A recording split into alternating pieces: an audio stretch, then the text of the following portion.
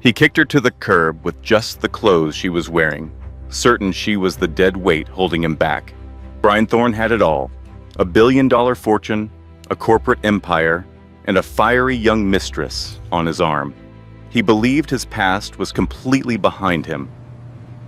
But tonight, in a room filled with the sound of clinking champagne glasses at the city's most exclusive restaurant, the past didn't just reappear, it made a grand entrance. When Brian looked up, he saw his pregnant ex-wife, radiant and untouchable, holding the hand of the one man in the business world he truly feared. In that moment, his heart did more than just stop. It completely fell apart. This is not just a tale of a broken heart. It is a story about the kind of quiet revenge that can shatter a person's world without making a sound. This story will teach you one brutal truth. The people you step on while climbing to the top are the same people who will watch you fall. And sometimes the most devastating revenge is not destruction. It is simply becoming so happy, so successful, that your betrayer realizes they were the one who lost everything. Stay until the end, because what happens to Brian 3 years later will change how you treat every single person in your life. The chandeliers at Lorney were not just made of crystal. The rumor Brian Thorne loved to circulate was that they were pure diamond. It suited the image he had built for himself. He was the man who could spin straw into gold, the tech genius who climbed from the tough streets of Chicago to the lavish penthouses of Manhattan. Tonight, Brian was seated at the finest table in the restaurant, the one typically held for visiting royalty or heads of state. Seated across from him was Chloe, a 23-year-old model whose beauty was as striking as her conversation was dull. She was busy scrolling through her Instagram feed, her perfectly polished thumb pausing on pictures of herself. "Put your phone away, Chloe," Brian said, his voice soft but with a sharp edge. "We are celebrating. The merger with Concade Logistics is final. I am now the official majority shareholder." Chloe glanced up, her blue eyes wide but empty. "Oh, that is right. Yay for you, baby. Does this mean we can finally buy that villa in Co? The one that comes with the boat dock?" Brian swirled the vintage Pinot Noir in his glass, feeling that familiar, heavy ache in his soul. It was the ache of profound boredom. "We can buy the entire lake if you want," he mumbled, but the words no longer gave him any thrill. It had been 6 months. That is how much time had passed since his divorce from Emma. Just thinking her name felt like swallowing ashes. She had been his sweetheart from college, the woman who would mend his socks back when he could not afford to buy new ones, the one who would stay awake all night to proofread his very first business proposals. But as the numbers in Brian's bank account grew, Emma stayed the same simple person. She preferred quiet evenings at home. She chose comfortable shoes over stylish ones. She lacked the skill to charm wealthy investors or take command of a boardroom. Brian had told himself that he had simply outgrown her. He needed a status symbol on his arm, not a life partner. So, he ended it with brutal efficiency. He could recall the day with perfect clarity. He had given her the divorce papers along with a check, telling her she no longer fit into his future. She did not yell. She did not break anything. She just stared at him, her eyes filled with a deep and devastating sadness, and whispered, "You will learn the price of this, Brian," before walking out the door into the pouring rain. "Brian, you are totally zoning out," Chloe whined, tapping her dinner fork against her glass. "I ordered the lobster, but our waiter is completely ignoring me." "He is not ignoring you. He is just busy," Brian snapped, his patience wearing thin. All of a sudden, the background noise of the restaurant, the quiet jazz music, the low hum of conversations, the clatter of silverware faded away. It was not a slow fade to silence. It was a sudden, collective gasp. Brian frowned. Lorne hosted celebrities all the time. A hush like this signaled the arrival of someone with true power. "Who is that, Joe?" Chloe asked, stretching her neck to see. "Is that some kind of movie star?" Brian turned in his chair, just enough to see the grand entrance. The host, a man named Pierre, who normally acted superior to everyone, was now nearly bowing. Two people entered, escorted by 4 security guards who moved with the quiet efficiency of highly trained soldiers. The man was tall, easily over 6 feet 2 inches, and wore a custom-made charcoal suit that likely cost more than Brian's first car. He had hair that was a mix of silver and black, and a jawline that looked as if it were carved from granite. Brian froze in place. He knew who that man was. Everyone in the world of high finance knew him. That was Adrian Vance, the chief executive officer of Vance Global, the man who controlled the shipping companies Brian relied on, the communication satellites Brian leased, and the banks from which Brian borrowed money. Adrian Vance came from old, powerful money. He was a predator so formidable that even other predators stayed out of his way. But it was not Adrian who caused the blood to rush from Brian's face. It was the woman who was holding his arm. She was dressed in a long, flowing gown of emerald green silk that hugged her figure before pooling at her feet. Her hair, which she used to keep in a simple, messy bun, now fell in shiny, perfect waves. All the way down her back, around her neck, was a sapphire necklace that captured the light, sparkling like a brilliant blue flame. It was Emma, but not the Emma he remembered. The quiet, timid woman was gone.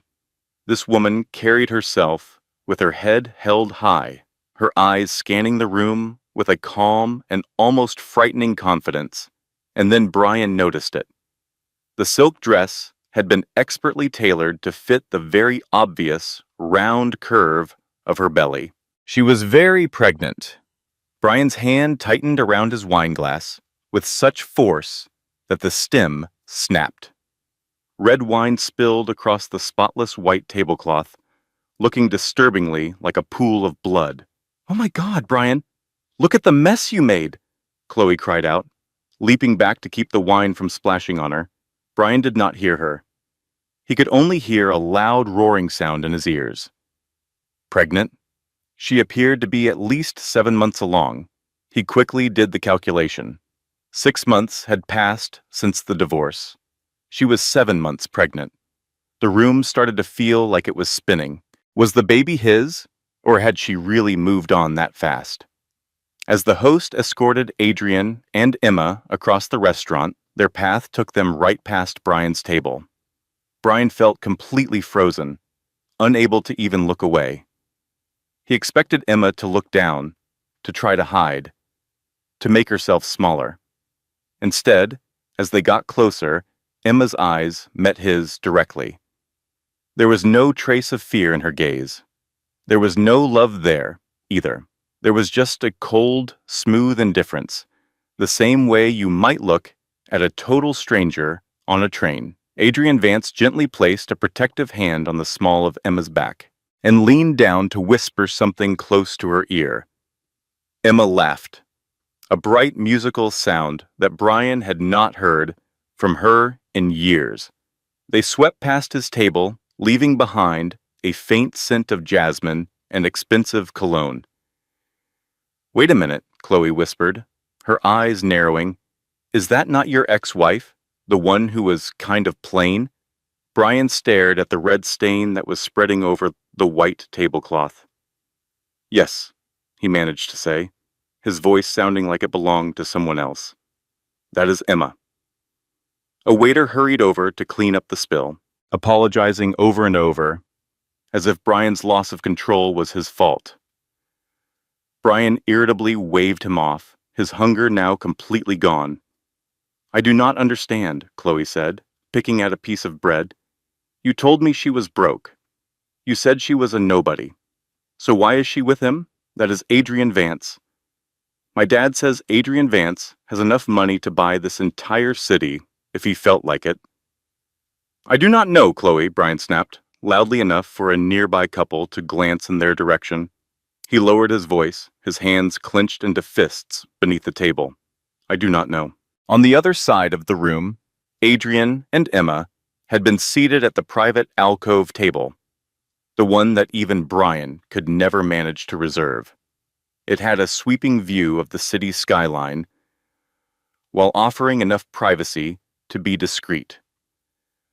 Brian watched them with an intense focus. He watched Adrian pull out Emma's chair for her. He saw how the waitstaff swarmed around them, treating Emma as if she were royalty. But the thing that bothered him the most was the way Adrian was looking at her.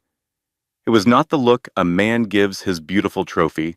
It was a look of complete and utter adoration, especially in the way his hand came to rest on her stomach after he sat down. That single gesture seemed possessive, protective, and fatherly all at once. Is it his child?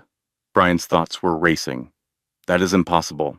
We were still together 7 months ago. It must be mine. But she never said a word to me. A sudden feeling of ownership flooded his senses. If that was his heir, then he had a right to be told. He was Brian Thorne. People did not keep secrets from him. I am going to the men's room, Brian said as he stood up suddenly. Do not be long, Chloe pouted. I want to order dessert. Brian paid her no attention and started walking across the dining room. He was not heading to the restroom. He was walking directly toward the private alcove. His heart was pounding hard against his ribs, a mix of pure anger and a strange, sudden desperation he was not prepared to feel. As he got closer, 2 very large men in dark suits stepped out from the shadows, blocking his way. Step aside, Brian demanded, trying to use his authoritative CEO voice. I am an acquaintance of theirs. Mr. Vance is not receiving any visitors, one of the guards said, his voice flat and uninterested. Let him through, Marcus, a deep voice called out from the table. The guards moved apart. Brian stepped into the alcove.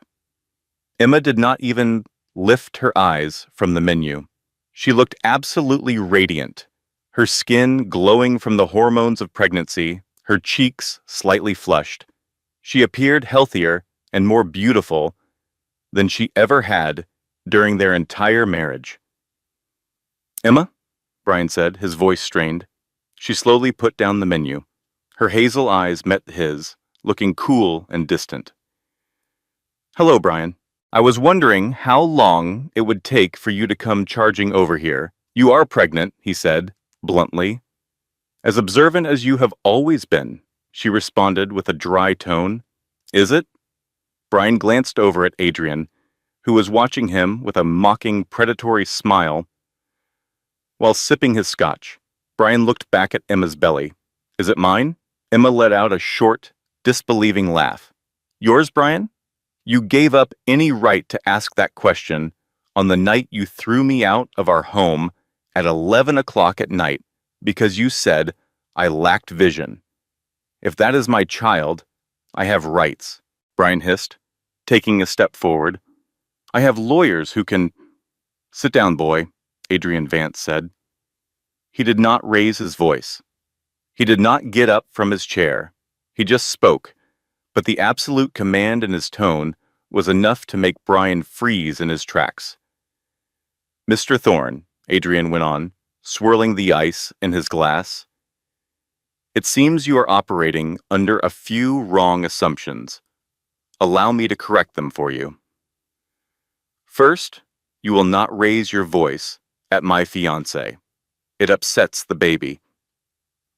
Fiancé? The word struck Brian like a physical punch. Second, Adrian said, his eyes turning to steel. As for the baby's father, you were too busy with your little Instagram model to even notice your wife. During the final year of your marriage, you barely laid a hand on her. We both know how things went down, Brian, so don't play the part of the devoted husband now. Brian's face turned a deep shade of crimson. He stared at Emma, desperate to find a weakness in her composure. Emma, you have to tell him. Tell him what I mean to you. I already told him what you were, Brian, Emma responded gently. She rested a hand on her pregnant belly. I explained that you were the kind of man who had to make me feel insignificant just so you could feel important. I told him how you called me worthless. She then reached over and held Adrian's hand. And then Adrian came along and showed me I was priceless. It is about the money, isn't it? Brian snapped, his pride shattering. That is all this is. You left a millionaire for a billionaire. You are nothing but a gold digger, Emma. The temperature in the private dining area seemed to plummet. Adrian placed his glass on the table. The soft click sounded as loud as a gunshot in the tense silence. Be very careful, Adrian said in a low voice. You are talking to the chairwoman of the Vance Foundation, and she is nothing like you, Brian. She did not inherit her fortune or cheat to get it. She rebuilt her life from the ashes you left her in. Just then, Chloe, who had lost her patience, came clicking over to their table in her towering heels. She looked back and forth between the three of them, aware of the tension, but not smart enough to understand it. Honey, what is taking so long? Chloe complained, clinging to Brian's arm. Her eyes landed on Emma, and she smirked. Oh, it is you. Wow, you have really let yourself go. I guess the divorce hit you hard. An absolute silence fell over the table. But Emma did not get upset. Instead, she offered a slow, pitying smile. And you must be Chloe. Brian always did have a thing for shiny objects with no real value. Chloe let out a gasp. Excuse me? You are welcome to him, Emma said, turning her attention back to the menu. He is already something I threw away. But let me give you some free advice, honey. You should read the prenuptial agreement very carefully. Brian watches over his money like a hawk. Adrian let out a dark laugh. Marcus, get them out of my sight. They are spoiling my dinner. The security guard moved forward, his large frame blocking their path. This is not finished, Emma, Brian growled as the guards led him away. You cannot keep my child from me. I will see you in court, and I will ruin you. Adrian Vance rose to his feet. He was much taller than Brian. He leaned in, his voice a threatening rumble next to Brian's ear. If you dare to sue her, or bother her in any way, or even so much as look at her again, I will do more than sue you, Brian. I will purchase your entire company, sell it off piece by piece, and leave you with nothing but the cheap suit you are wearing. Do not ever challenge me. Brian backed away. He had no other option. He returned to his own table, while Chloe whined in his ear about how disrespectful they had been. But Brian was not listening. He sat down and stared at the empty seat where his entire future was supposed to be. He watched Emma, who was laughing with a billionaire and carrying a child that could inherit 2 fortunes. And in that moment, for the very first time, Brian Thorne felt utterly powerless. But the evening was not over yet. As Brian tried to get the waiter's attention for the bill, eager to leave, he noticed a man in a gray suit walking toward Adrian's table. It was someone serving legal papers. Brian waited. Was Adrian in some kind of trouble? But no. The man walked right past Adrian and came directly to Brian's table. Are you Brian Thorne? The man inquired. Yes, you have been served, the man stated, placing a heavy envelope on the table right beside a wine stain. Brian ripped it open with trembling hands. The lawsuit was not from Adrian, it was from Emma. The plaintiff was listed as Emma Vance Cross. The subject was the theft of intellectual property related to the Thorne algorithmic model. All the blood drained from Brian's face. The algorithm, the very code that had earned him his first $1 billion. The code he had always said he wrote, but was actually written by Emma in their college dorm room 10 years earlier. She had not just come back for revenge. She had come back to take it all. The morning light streamed through the floor-to-ceiling windows of Brian Thorne's office, but offered no comfort. The room was ice cold, the air conditioning cranked up to a chill that mirrored the feeling around the large mahogany table. Brian sat there, with his head in his hands. Across from him sat Marcus Sterling, his top lawyer, a man who typically charged $500 an hour, to act unimpressed, but now looked genuinely panicked. "Tell me you are kidding, Sterling," Brian said, pushing the legal documents across the polished surface. "She was studying literature. She used to check my emails for typos. She did not write that code." Sterling took off his glasses, his forehead shiny with sweat. "Brian, our forensic tech team analyzed the source code for the Thorne algorithmic model, the one your entire business is built on. They discovered something hidden deep inside the kernel, some concealed metadata." "And?" Brian demanded impatiently. Sterling pressed a button on his laptop, and an image appeared on the wall screen. It showed a long, complicated piece of code, but tucked inside were notes, left by the programmer for Brian. "So you can finally get some sleep tonight. Love, E." Brian just stared at the screen. The memory came rushing back and felt like a punch to the gut. It was from 7 years ago. He was about to fail his final exams because his program kept crashing. He had fallen asleep from pure exhaustion on their cheap sofa. When he finally woke up, the code was working perfectly. Emma was sitting nearby with a cup of coffee and a tired smile. She just said she had messed with it a little. He thought she had just corrected a spelling error. He never imagined that she had completely rebuilt the entire thing from the ground up. "It is even worse than that," Sterling said, his voice low. "The legal papers state that she registered the copyright for this exact code under the name Ghostwriter 3 days before your company launched. She is the legal owner of the intellectual property, Brian, and she is requesting an immediate court order to shut down your servers while you negotiate a deal." "Shut us down," Brian shouted, standing up so fast his chair fell over. "If our servers are offline for even an hour, our stock will fall by 10%. If they are shut down for good, Thorntech will be completely broke in less than a week. In that case, you have to make a deal," Sterling said, with a serious expression. "Offer her anything she wants. Cash, company shares, a public apology. Because if you fight this in court, she has the digital proof and she has Adrian Vance's lawyers supporting her. They will destroy us." Brian walked over to the window and stared out at the city he believed he ruled. His phone vibrated. It was a text from Chloe. "Babe, my credit card was just declined at Gucci. You need to handle this right away. Everyone is looking at me." Brian hurled the phone at the wall, and it shattered into pieces. He could not let his company fail. He was Brian Thorne. He was a visionary. He was not some fake who had built his career on his wife's talent. "Where is she now?" Brian asked, turning to face Sterling. "She is the host of the Silver Gala at the Metropolitan Museum tonight," Sterling answered. "It is a charity event for single mothers. A single ticket costs $20,000. "Get me a ticket," Brian demanded. "Brian, if you go near her, you will be violating the restraining order." I said, "Get me a ticket," Brian yelled. "I am not going to cause a scene. I am just going to remind her that she used to love me. Emma is a compassionate person. She is sentimental.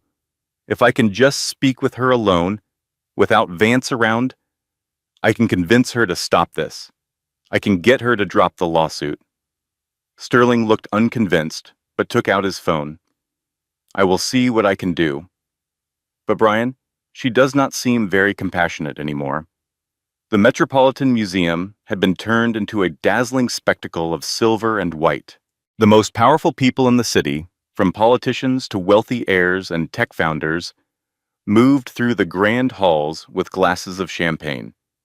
Brian came by himself. He had left Chloe at home. He wanted to appear somber and regretful. He had on his most formal suit, yet he felt like a fraud in his own life. It seemed like every quiet conversation he passed was about him. Did you see that Thorntech stock took a nosedive today? I heard Vance Global is making a huge investment in one of their main rivals. Brian moved through the packed room, searching for a dress the color of emeralds. But he did not see green that night. He saw silver. Emma was standing on a platform near the Temple of Dender, addressing the crowd with a microphone. She was wearing a silver maternity dress that flowed around her like liquid starlight. She looked majestic and completely out of reach, like a queen speaking to her people. And that is why the Vance Foundation is donating $50 million to provide legal assistance for women who have been unfairly treated in their divorce cases, Emma announced, her voice confident and unwavering. The room was filled with the sound of applause. Brian felt a wave of sickness wash over him. That charity fund was a clear attack on him. As Emma came down from the stage, immediately mobbed by well-wishers, Brian saw his chance. He worked his way through the groups of people, ignoring the cold stares from those he had slighted in the past. "Emma!" he shouted, just as her security team was about to lead her away. She paused. The people around them stepped back, creating a circle, sensing that something dramatic was about to happen. It was the public confrontation everyone had been whispering about. Emma turned around very slowly. For once, Adrian was not with her. He was on the other side of the room, talking to a senator. This was Brian's opportunity. "Brian," she said, her face impossible to read, "you actually bought a ticket. How thoughtful of you. I will just consider the $20,000 as a down payment on the alimony you still owe me." The mention of the word alimony caused a few people nearby to laugh. Brian moved in closer, his voice dropping to an urgent, low tone. "Emma, please, I need to speak with you somewhere private." "I have nothing to tell you that cannot be said in a courtroom," she answered without warmth. "This is about the company," Brian begged. "You are going to ruin it. Do you realize how many people are going to be out of a job?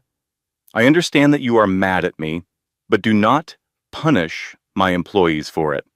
That is not the person you are. You are a good person. You are the kind of woman who rescues stray cats." Emma's eyes burned with anger. The woman who rescued stray cats ceased to exist the night she had to sleep in her car because her husband had all her credit cards canceled. A collective gasp went through the crowd. The color drained from Brian's face. That was a secret he had prayed would stay buried. "I did not realize you had nowhere to stay," he managed to say.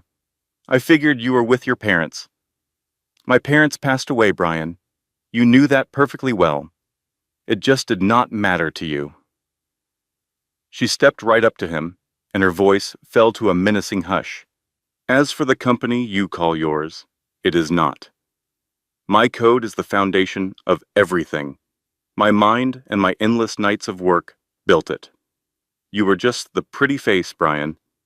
And now I am ripping that mask away." "Emma, hold on," Brian pleaded, grabbing for her hand. "What about our child? If you ruin me, you ruin his future. That baby is mine, correct? You know, in your heart, that he needs me as his father." Emma glanced at his hand resting on her arm, then her eyes met his again. She made no move to free herself. A smile formed on her lips, but it was cold and empty. "You really want to discuss the baby, Brian?" "Yes," he gasped, believing he had found a way through to her. "It is my right to know." "All right," she declared, speaking loud enough for the surrounding guests to turn their heads. "On the evening you threw me out, I was holding a small gift. Do you recall that?" Brian's brow furrowed as he searched his memory. He did remember. She was clutching a little white box. He had swatted it from her grasp, desperate to push her out before Chloe arrived. "I recall," he whispered. "That box," Emma continued, her voice shaking with rage she fought to control, contained a pregnancy test showing a positive result, and a tiny pair of baby shoes. I was trying to give you the news. I wanted to tell you that we were starting a family, but you just stared at me and ordered me to take my garbage and leave." The world seemed to tilt as all the color vanished from Brian's face. "So do not stand there acting like you care about being a father," Emma seethed. "You turned your back on your own child before you even knew he existed. But he has a father now, a true man, who comforted me when I was in tears, who was there for every doctor's appointment, and who constructed the baby's room himself." "That is different," Brian protested, but his voice had no strength. "Biology is important. Biology only makes you the source, Brian. It is love that makes a man a father." All at once, a firm hand came down on Brian's shoulder. It was Adrian Vance, who had moved across the floor with surprising speed. "Is everything all right over here?" Adrian inquired, his tone quiet but carrying a frightening depth. "We are just having a conversation," Brian answered, attempting to dislodge the hand. It would not budge. Adrian's hold was like a steel clamp. "It appeared to me that you were causing my wife distress," Adrian stated. "She is not your wife at this moment," Brian shot back, his envy boiling over. Adrian simply smiled. He reached into his jacket, produced a folded document, and neatly placed it into Brian's chest pocket. "Review this when you step outside. It is a copy of the adoption agreement. I legally adopted the child 2 weeks ago, while still in the womb, with Emma's full consent. The court approved it, citing proven abandonment by the biological source."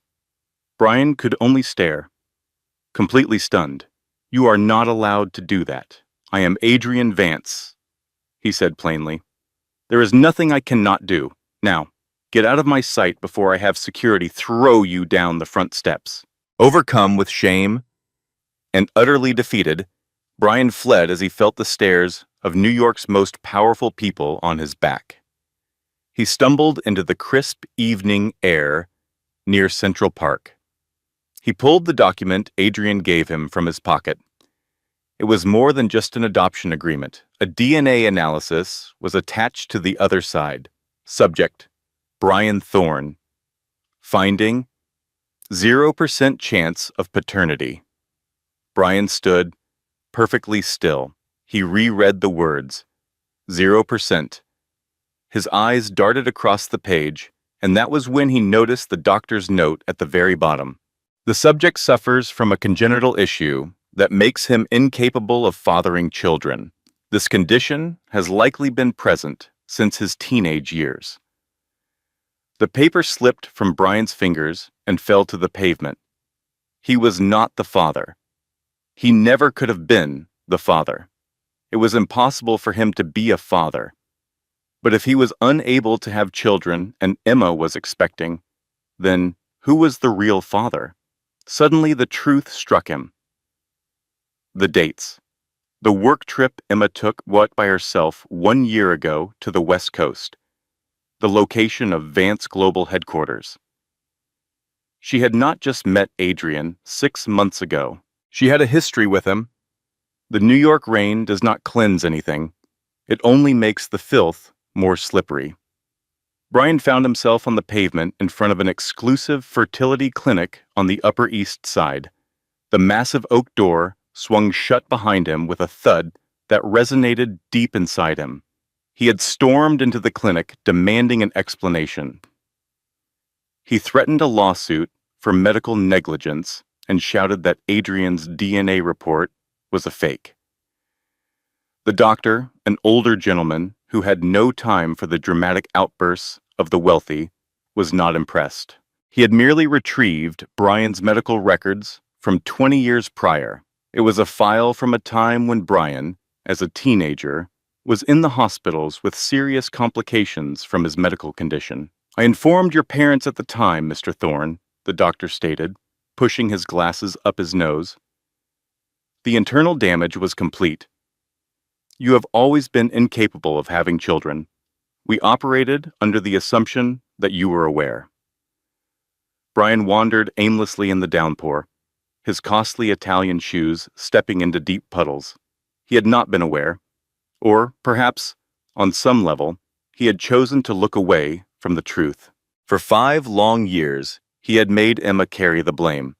Each month that she was not pregnant, he would let out a heavy sigh. He would give her a look of disappointment and drop a hint about her biological clock. He convinced her that she was the one with the problem. He pushed her to see medical experts, made her take hormones that left her ill, and made her feel ashamed when no pregnancy occurred. All that time, he was the one who was broken. His hands trembled as he waved down a taxi. He had to get home. He had to tell Chloe. Chloe! The thought jolted him. Chloe was with him for one reason. He had offered her everything. He had promised her an empire to inherit. If she discovered he was sterile and that his business was about to fail, she would vanish before the sun came up. He walked into his penthouse, completely drenched from the rain. The apartment was in chaos. Designer shopping bags were scattered all over the floor, from brands like Chanel, Hermes, and Prada. Chloe was lounging on the couch, encircled by empty boxes, yelling into her phone. I do not care that the credit card was rejected. Try it one more time. Are you aware of who I am dating? She glanced up when Brian came in, water pooling around him on the marble. There you are, Brian. You need to fix my credit card. This is so humiliating. Brian stared at her, truly seeing her for the first time. She was undeniably beautiful, but it was a shallow, artificial kind of beauty. Her eyes held no affection, only greed. Chloe, he said calmly, it is time for you to pack your things. She let out a sharp, piercing laugh. I am sorry, did you say we were flying to Paris? No, Brian answered, then walked forward and sent a Chanel box flying with a kick. You are getting out of here. Leave now. Chloe rose to her feet, her expression contorting into an ugly scowl. You cannot be serious. Do you believe you can just throw me away the same way you did your ex-wife? My ex-wife, Brian choked out, the words painful to say, was worth 10 times what you are. She helped create me. You only take from me. Leave, Chloe. I am finished paying for your lifestyle. Fine, she screamed, sweeping a pile of jewelry off a nearby table. You're no fun anyway. And just so you know, Brian, everybody makes fun of you. You act like you are royalty, but you are nothing more than a bank account on legs. And I have heard about the legal trouble. You're about to be a poor man, Brian, and poverty is not a good look for you. She left, slamming the door with enough force to make the walls vibrate. Brian was by himself. He poured a strong drink and stared out at the twinkling city skyline. He had wrecked his marriage for a woman who felt nothing for him. He had pushed away the one person who ever had genuine faith in him. But then, the grief began to morph into something much worse. A cold, vicious rage started to build inside him. Emma knew. She had to have known. If she was pregnant and the baby was not his because he was sterile, it could only mean one thing: she had been unfaithful. The timeline kept bothering him. They were divorced for 6 months, but she was 7 months pregnant. She had been with another man while they were still married. Brian let out a dark, unhinged laugh. The perfect Saint Emma. The woman who acted so flawless. She was a cheater. He picked up his phone. He dialed a contact he had not called in years. A sleazy reporter for a gossip magazine named Barry, who was in his debt. But Barry?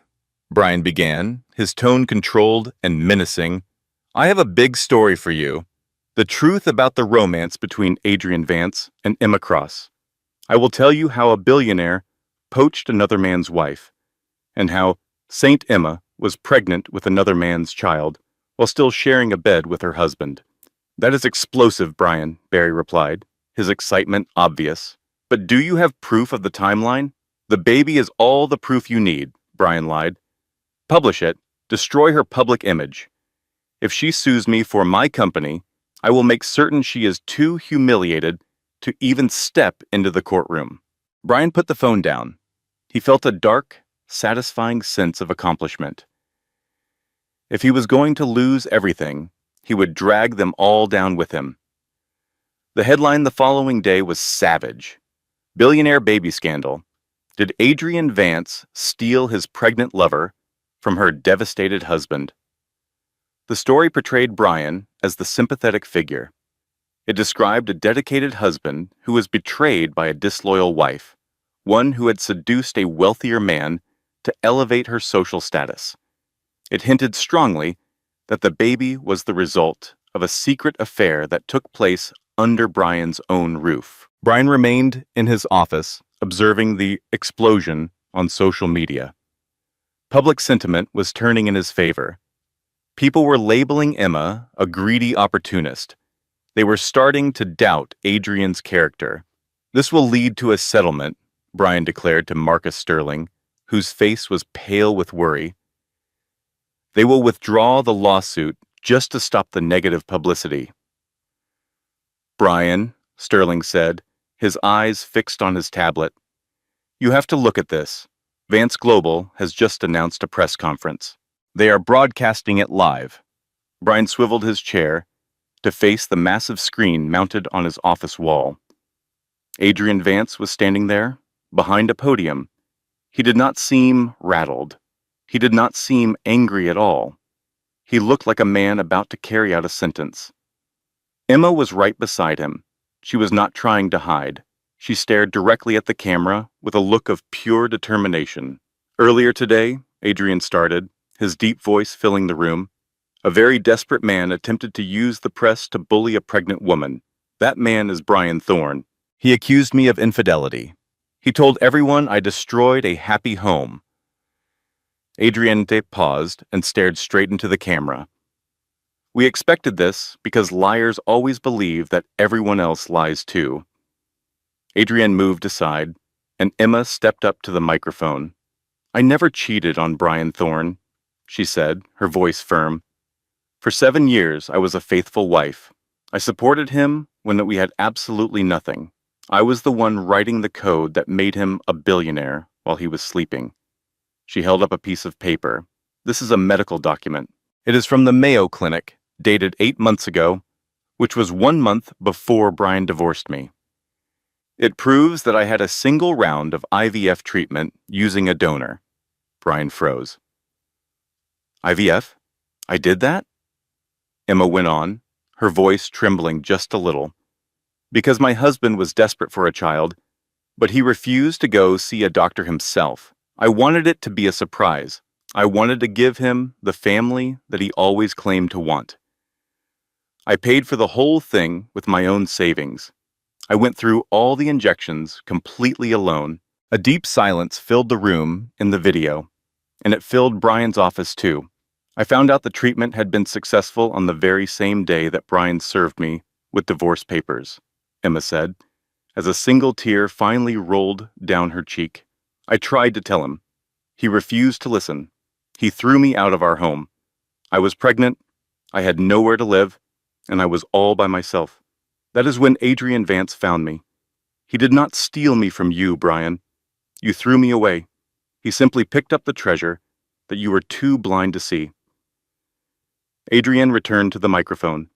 As for the company, Mr. Thorne seems to have forgotten one little thing about the ghostwriter software that he stole. Brian's stomach dropped into his shoes. Emma did not just write the program, Adrian said with a cold smile.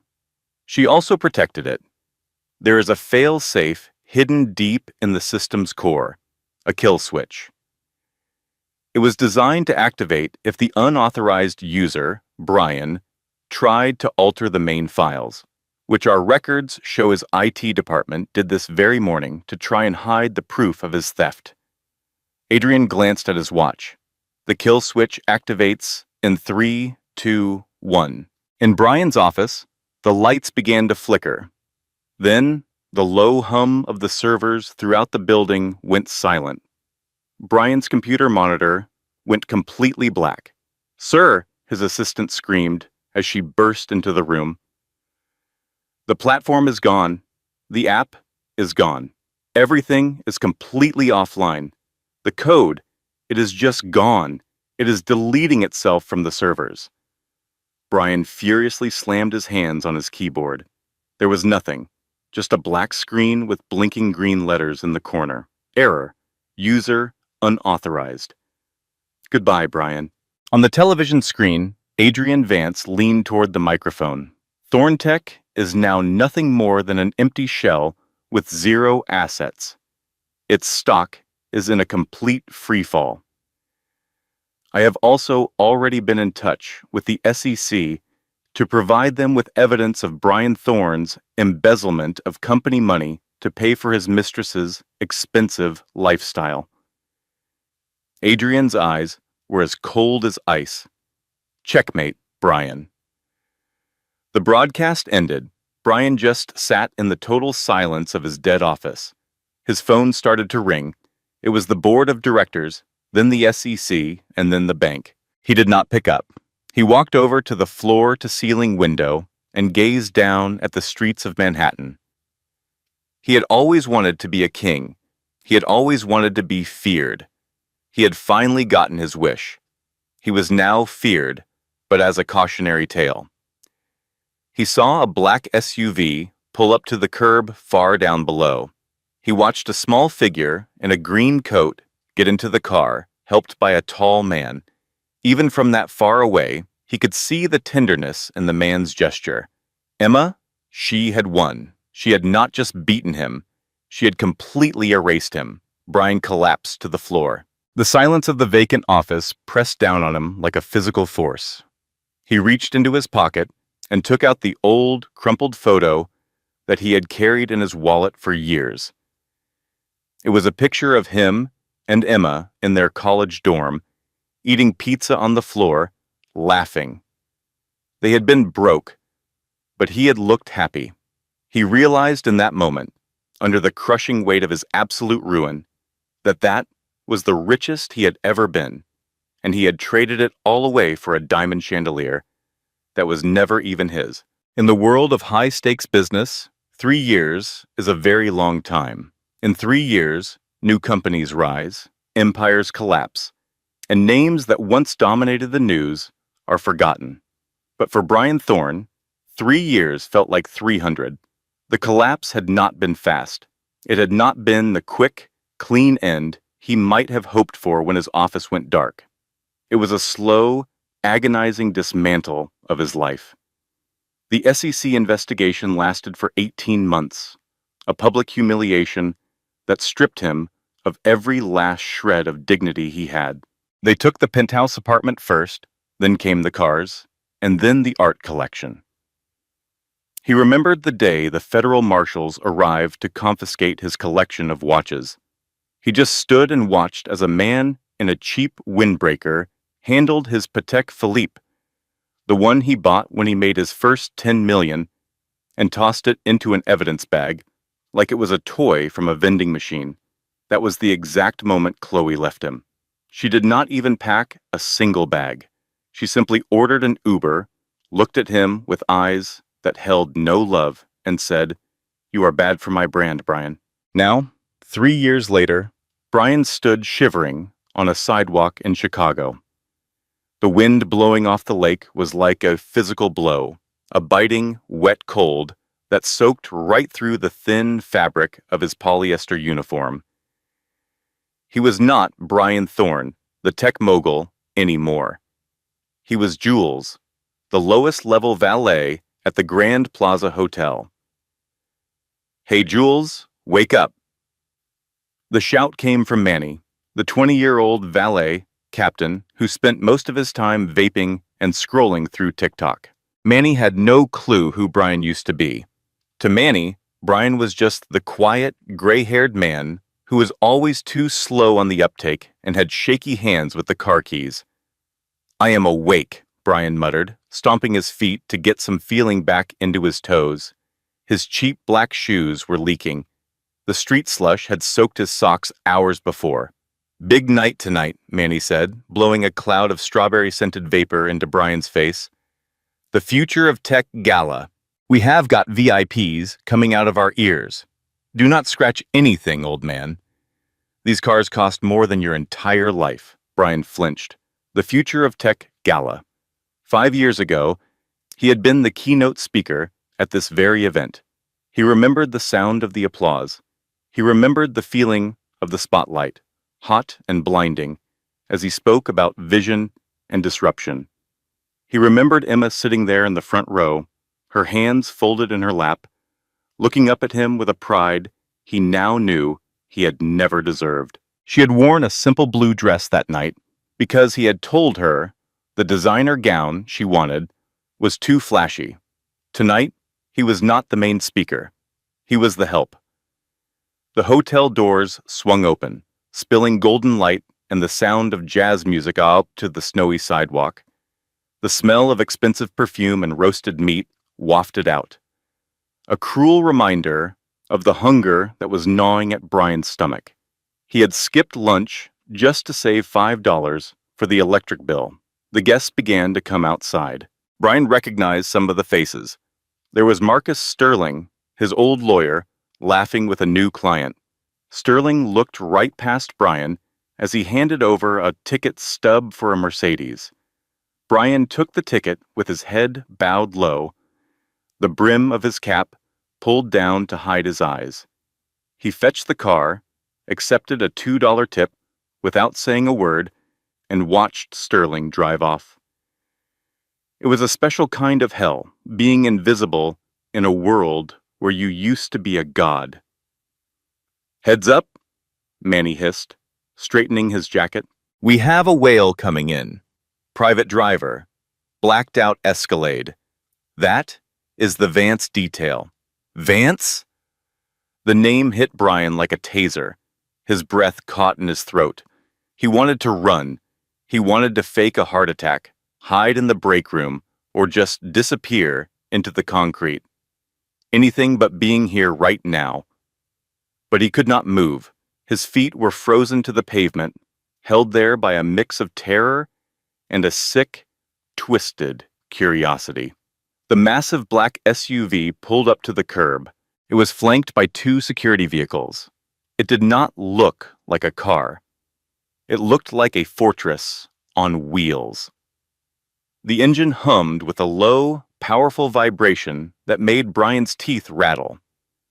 "Jules, get the door," Manny barked, busy flirting with a socialite in a fur coat. Brian stepped forward. His hands were trembling so badly he had to clasp them behind his back for a moment, just to steady them. He approached the rear passenger door. He saw his own reflection in the tinted glass, a gaunt, hollow-cheeked man. He had gray stubble and eyes that looked haunted. He looked 20 years older than his actual 35. He reached out and pulled the heavy handle. The door swung open, and warmth spilled out. It smelled of leather, cedar wood, and jasmine. The first thing he saw was a shoe, a polished, handmade Italian Oxford. Adrian Vance stepped out. Time had been very kind to Adrian.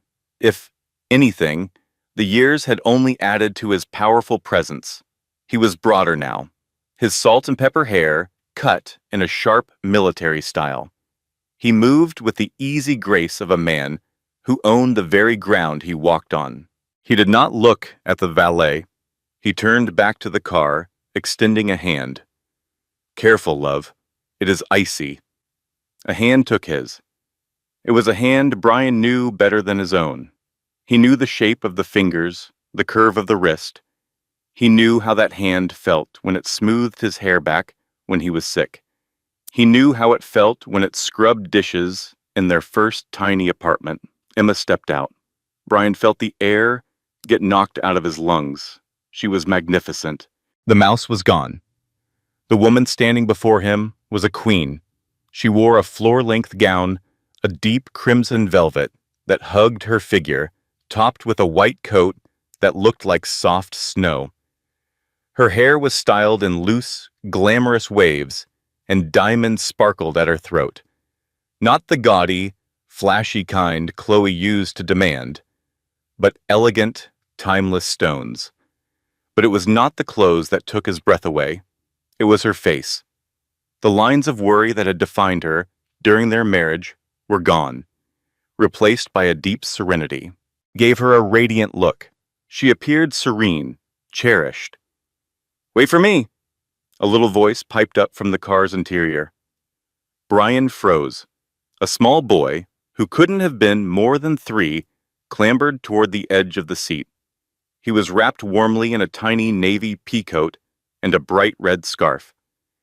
His hair was dark and curly, and his curious eyes took in the world with pure wonder. Adrienne let out a deep, booming laugh, a sound Brian had never once heard, aimed in his direction. "We did not forget you, Leo. Come on over, champ." Adrienne easily scooped the boy into his arms and settled him on his hip. The boy let out a happy laugh, wrapping his little arms tightly around Adrienne's neck. "Did you see the robot, Daddy?" the boy asked with excitement. "The one that had lasers?" "I sure did," Adrienne answered, placing a kiss on the top of the boy's head. "But I have a feeling you enjoyed the dessert table more." "I like cookies," Leo announced with great seriousness. Emma chuckled, gently brushing up a snowflake from the boy's nose. "You are 100% your father's son. A love for sweets and a fascination with lasers. Your father's son." Those words echoed in Brian's mind, ricocheting through the hollow space where his pride used to be. Your father's son. Leo was not Brian's. He could never be. The DNA test had been the final, devastating blow to his ego. He was unable to have children. A genetic dead end. All his speeches about legacy, about creating a dynasty, about the Thorn name. It had all been a complete lie. The true legacy was standing directly in front of him. A joyful, healthy child being raised by a man who never had to demand respect to get it. Brian stood by the open car door, unable to move. He knew he was supposed to close it. He knew he should retreat, disappearing back into the shadows. But he was unable to tear his eyes away from the boy. Leo had his mother's nose. He had his mother's smile. Suddenly, the boy noticed him. Leo's eyes met Brian's. The child did not see a failure. He did not see a bankrupt liar. He simply saw a man wearing a funny hat who was standing in the snow. "Hi," Leo said, waving a hand covered in a mitten. The simple sound of the boy's voice cracked the fragile shell around Brian's heart. Tears stung his eyes, hot and unexpected. He wanted to speak, to say hello back, but his throat felt like it had closed completely. Emma turned her head. She followed the line of her son's gaze. Her eyes fell upon the valet. For a single moment, nothing changed. The snow continued its silent descent around them. The sounds of the city seemed to disappear. Then, the recognition set in. It was not a dramatic moment. She did not gasp. She did not raise a hand to her mouth in shock. Her eyes just widened a tiny bit. She took in the cheap uniform, the soaked shoes, the graying hair, and the name tag that said Jules. Brian steeled himself. He fully expected her to sneer. He fully expected her to laugh. He fully expected her to nudge Adrienne's shoulder and say, "Look, honey, look at that piece of trash." A part of him almost wished she would. He had earned her anger. Anger would have suggested that he still had some importance, even if it was negative. But Emma did not become angry. Instead, her expression softened. Her shoulders relaxed just a little. She looked at him with a deep, soul-crushing sadness. It was the exact look you give a stray animal that has been hurt too many times to trust anyone. It was pity, pure, detached pity. She did not speak his name. She did not give any sign of their shared past. She did not bother to ask how he was doing. She simply turned her attention back to her husband and her child. "It is freezing out here, Adrienne," she said quietly. "Let us get Leo inside the jet. He is starting to shiver." "Absolutely," Adrienne replied. He then turned to Brian. Adrienne had no idea who he was. To Adrienne Vance, Brian Thorne was just a forgotten detail, a minor character from the first chapter of his life with Emma. He was so unimportant that he did not even spark a hint of recognition. "Great service," Adrienne said, his tone businesslike, yet kind. He reached into his coat pocket and took out a bill. He tucked it firmly into Brian's hand. "Stay warm," Adrienne said. Brian glanced down. It was a brand new, crisp $100 bill. The face of Benjamin Franklin seemed to stare back, mocking him. "Thank you, sir," Brian whispered. His voice was a shattered, raspy sound he barely recognized as his own. Adrienne gave a nod and turned to leave, leading his family toward the hotel's private entrance, where a car waited to take them to the airport. "Bye-bye," Leo chirped from over Adrienne's shoulder, waving his mittened hand once more. Brian managed to lift a trembling hand and give a small, weak wave in return. "Bye," he mouthed silently. He watched them go. He saw Adrienne lean over and say something softly to Emma. He then saw Emma rest her head on Adrienne's shoulder. They moved together like a single entity, a solid, perfect sphere of love and warmth. They were a family, and Brian was simply the person who held the door open for them. When the heavy glass doors of the hotel swung shut behind them, sealing them away from his sight, the quiet of the street came rushing back. The wind howled as it whipped around the building's corner. Brian stared at the $100 bill in his hand. In his former life, he might have used this to light a cigar. He would have given a waitress a tip this large just for pouring him a glass of water. He would have scoffed at how little it was. Now, this single piece of paper represented the choice between having a meal and going hungry. It was the choice between having heat and freezing in the cold. He clutched the bill so tightly that his knuckles went white. A sob started to build deep in his chest, a sharp, painful thing that he could not hold back. He slumped back against the hotel's cold stone wall, sliding down until he was crouched on the wet sidewalk. He had wasted his life, building a fortress of dollar bills, to keep everyone at a distance, believing that was a sign of strength.